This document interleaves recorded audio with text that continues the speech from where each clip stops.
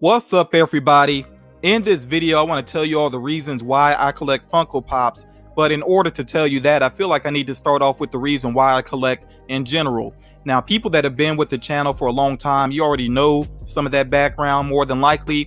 But especially for newer viewers, like I said, I just want to give you some background on how I got into collecting. And then I will focus specifically on why it is that I mainly collect Funko Pops. So starting back, really, I would say as a teenager, I started to have some issues with anxiety. It started off with just some social anxiety, and it's not like I couldn't go out and be around crowds and things like that, but I would get to a point at times where I just felt like I was starting to feel a little suffocated and kind of boxed in, so I would separate myself, and then into adulthood, though, I mean, it never was like a big major issue. I would just have those times where I just wanted to go off, and be by myself. But in 2012, which really started off as a great year for me, there were a lot of positives there because I got to go on vacation in Las Vegas. I was invited to be a guest poet for a prison poetry slam, which was a really interesting experience. And there's a whole backstory to how that happened. But I'll just say real quick that I used to be really known for writing poetry. I did some self-published poetry. I would write, share a lot of poetry online and things like that. And a friend of a friend that worked in the prison system invited me to be that guest poet there. So that was just an amazing experience. So there were a lot of positives at the beginning of 2012. But then, yeah, later on in the year, things definitely took a turn because I had been in a stressful marriage, which I was going through. I decided to get out of that situation, and I was going through the divorce process, which is not fun at all. Anybody that's been through it, you know how rough that can be. And then on top of that, I was also transitioning in my job, to a different position, which is always something that's kind of stressful there, whether it's a new job or you're just transitioning. It's just something that can be stressful. I also injured myself. I was trying to help out a friend that had a bogged down car, and that led to me getting a rib injury, and there were some financial issues as well. This was all like back to back to back to back. It was just so much on my shoulders, and I did start to have anxiety attacks. And at first I had no idea what was going on. I really, it was like I said, I had some level of social anxiety in the past, but I never really had anxiety attacks before, and they are pretty scary. You will hear some people describe them as feeling like you're having a heart attack, and that really is the best way to describe it. So yeah, it was pretty scary there for a while, but through some support, of course, including some medical support, seeing a doctor, like the way you should once you experience that, and support from my family and friends, I started to do better with that. And then 2015, it's just like it came back on me way stronger than ever before. And it hit me so hard that I was actually out of work for a while. And I was actually even having trouble getting out of my house. Like literally stepping out of the door at times just felt very challenging. I would start to have a panic attack, just trying to even step outside. So I was starting to feel like I was becoming agoraphobic, which is really scary because I got to take care of myself, so I took a lot of advice. I changed doctors as well. I found a doctor that was a better fit. I got my dog Radcliffe, and having a dog, of course, has helped me a lot. And I just wanted to find ways to keep improving, to, get back to really living. So when I would go out, a lot of times I would find myself at GameStop, because, big kids, that's what we do. We go to places like GameStop. And when I would go to GameStop, I would see Funko Pops a lot. And I just got curious about them because I think becoming a collector, I guess, had always been in the back of my mind. When I was a kid, I collected little things here and there. I was never really consistent with it, but I think I always had it in the back of my mind that I might become a collector at some point. So like I said, I was seeing Funko Pops very often, so I got curious about them. I went on YouTube checking out some videos to learn more about them and everything. And then I finally decided to go ahead and pick one up. This was at the end of 2015. And yeah, from there, I mean, anybody that's a collector of Funko Pops, once you get your first one, it's just on from there. So I built up a collection in no time. And I also knew that I wanted to make YouTube a part of it as well, because I just wanted to connect to other people, because I had that bad habit of closing myself off way too much, and that was just making the stress and the anxiety worse. So I really want to make those connections with other people that were interested in collecting as well. And I think it has helped a lot. Of course, being on YouTube, there is some stress that comes with that, but blocking who I need to block, that does help, of course. And that's why I can be kind of picky about people that try to put stress on my shoulders. It's like, as somebody living with anxiety, I just cannot deal with unnecessary stress. And some collectors do stress, and I just have to separate myself from that. But overall, I think the community is a big part of why I specifically focus on Funko Pops. And I want to go ahead and give big credit to my inspirations when I first started up with YouTube. Fact Toner, he is somebody that he doesn't do YouTube videos anymore. At least I haven't seen him do one in months. And even if he was still doing them, he pretty much had changed his focus. He was doing more stuff about what was going on in his life. But when I first started up YouTube, he was focused on Funko.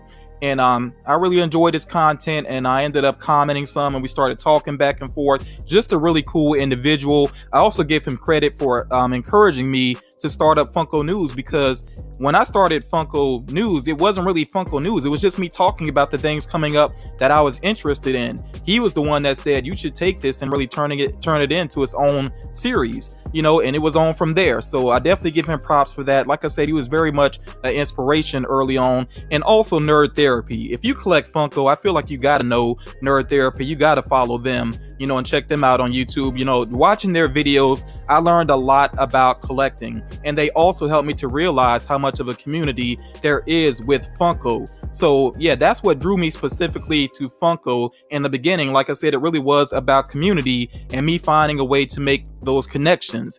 And then now I will get more into why I stick with Funko and why I think it is a good product to collect. There's different reasons that I think some of them are kind of obvious. One of the most obvious ones is the price point. It's a low price point. So if you're somebody like me that sometimes has, a little trouble trying to save up for those high ticket items, those really expensive statues and things like that, then getting Pops here and there is just a lot easier to do.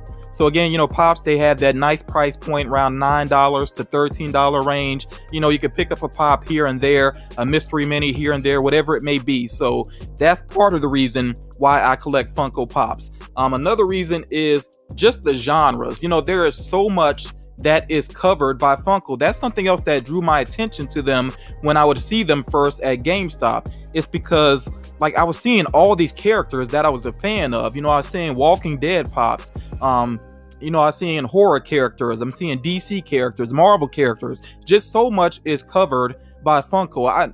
I can't think of another company with collectibles that has as many licenses as Funko does. And that's why I guess I get a little annoyed sometimes when people are complaining, why hasn't Funko done this? Why haven't they done that? I'm like, look at all that they do and all that they're trying to do still. They're making a lot of effort, but they can't just make whatever they want to. They have to get the licenses. So Funko does a lot for collectors in terms of, reaching out and trying to get as many licenses, as many properties as they can. And it's not just about fictional characters either. They also have celebrities, they got athletes, they got music artists. It's just some of everything with Funko. So again, that's something else that really, keeps me collecting Funko Pops. I think also they are very easy to display. That is an issue I run into with some other types of collectibles, and Funko is just very smart in the way that they design their boxes, because it's just very easy to see the figure while it's still in the box. Now I tend to take them out to check out the details at least once, but again, it's very easy to display them in the box and just stack them together. And of course, the longer you collect, the more they're going to take up space, but still they're a lot easier to display and to organize than some other collectibles. So that's something I really like about them. I also like that the community continues to grow. I already addressed community, but that's something that I'm seeing, that the community continues to grow and evolve. Of course, there are some negative elements, but for the most part, I think this is a very cool community that, when you get yourself around the right people, they can help you out. People share information, people support each other, let people know when things are dropping, all those types of things. It's a very supportive community. Again, like I said, you kind of have to separate out those negative elements, but overall, the community continues to grow and evolve, and that's something I just really like about it. And again, some people may not give Funko this credit, but I think in a lot of ways, Funko actually does care about collectors. And I know some people will try to dispute that, but they do a lot more for their consumers than I see some other companies doing. They have community oriented events and things like that. Of course, when it comes down to it, it's about making money, but still, even the giveaways that they do giveaways like many giveaways daily. I just don't see other companies doing that, so via their social media, Twitter, their Facebook account, all those things, they do a lot, to try to give back to the community and to big up the community and everything. And I definitely appreciate that about the company. So I could go on and on about some other reasons, but for me, I think it's a big thing is the nostalgia factor as well. It's very cool for me. Like when I remember when I first found out that there was a Notorious B.I.G. pop, I was like, oh my God, I gotta find a way to get that into my collection. That really blew my mind when I first saw that. And then I started seeing all these other things that triggered nostalgia, like the Teenage Mutant Ninja Turtles. Even though I really don't collect them, I do have Casey Jones in my collection though. But yeah, just characters like that, and people that real life people that I connect to as well in some way. It's just amazing, all the variety and everything, and that nostalgia is very cool. And of course, it connects to things that are popular right now, things that I am drawn to as well. So regardless of how much some people may try to put the company down, I overlook a lot of that. I feel like whatever's popular is going to get a certain level of hate. That's just the way it is, so I just I'm trying to brush that off as much as possible and just focus on the positives. And I feel like there are a lot of positives when it comes to collecting Funko Pops. So I would say those are really the main reasons why I collect Funko Pops. One more I will add in. This annoys some people, but I'm okay with it. Funko Pops are almost everywhere you go. So that ease of access, I gotta say, that's another reason why I do like collecting Funko Pops. Yeah, they are pretty easy to track down, because sometimes it almost feels like they find you because they're so easy to just happen to come across. So yeah, getting out and collecting Pops, it actually still continues to help me out a lot in terms of anxiety, because it does get me more active, especially when I go out on pop hunts. I've made some really cool friends, from the community as well, and collecting Funko Pops. And I'm talking about real friends, not people that we just talk here and there about what's new coming out. No, I'm talking about people that I've really talked to on a personal level as well. So I definitely appreciate that. Again, the community, I think, is the main reason why I still collect Funko Pops. That's definitely the main reason there. So yeah, that's my spiel. I know I rattled off a lot there, but I really want to hear your own story about how you got into collecting, and also why you mainly collect Funko Pops, if you mainly collect Funko Pops. And I keep saying mainly because I am into other collectibles as well, but yeah, the majority of my collection is Funko Pops, and it's probably going to stay that way for the foreseeable future here. But yeah, again, I want to hear your story. How did you get into collecting, and why do you specifically focus on Funko Pops? If you do, if you're into something else, I'd be glad to hear about that as well. But yeah, that's my story there. I hope everybody enjoyed this video. Thank you all for taking the time to check that out. I really do appreciate it, especially because it's not very often that I get personal on my channel. So, I appreciate everybody that took the time to check this out, and I'll talk to you all again real soon.